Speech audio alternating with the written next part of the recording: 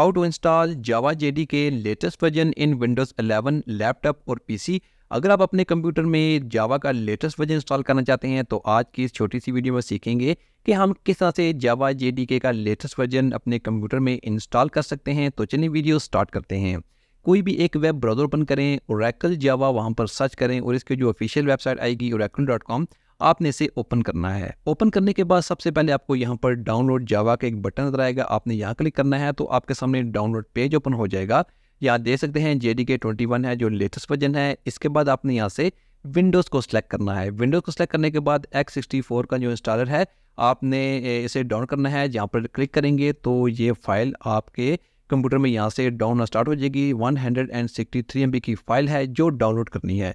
Download हो चुकी है, अब आप इसे इंस्टॉल करें। यहाँ से आप इसे ओपन करें तो ये इंस्टॉलेशन के लिए आपके कंप्यूटर में ओपन हो जाएगा। सिंपल सी इंस्टॉलेशन है, जैसे कोई भी सॉफ्टवेयर इंस्टॉल करते हैं नेक्स्ट करते जाएं और इसके बाद ये आपके कंप्यूटर में इंस्टॉल हो जाएगा। इंस्टॉल होने के बाद आप यहाँ से इसे क्लोज कर दें।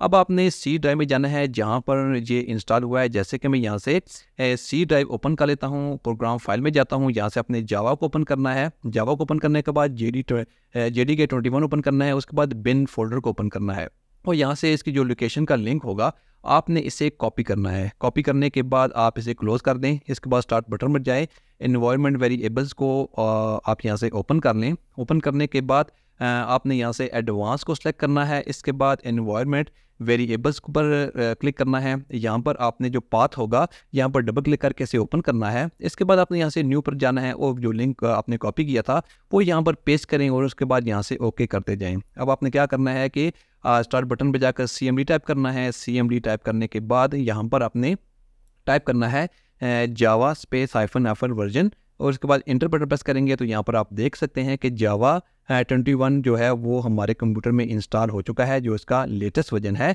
तो आप इस तरह से बहुत आसान तरीके से जावा जेडीके का लेटेस्ट वर्जन विंडोज़ 11 में या विंडोज़ 10 में इंस्टॉल कर सकते हैं। Thanks for watching this video.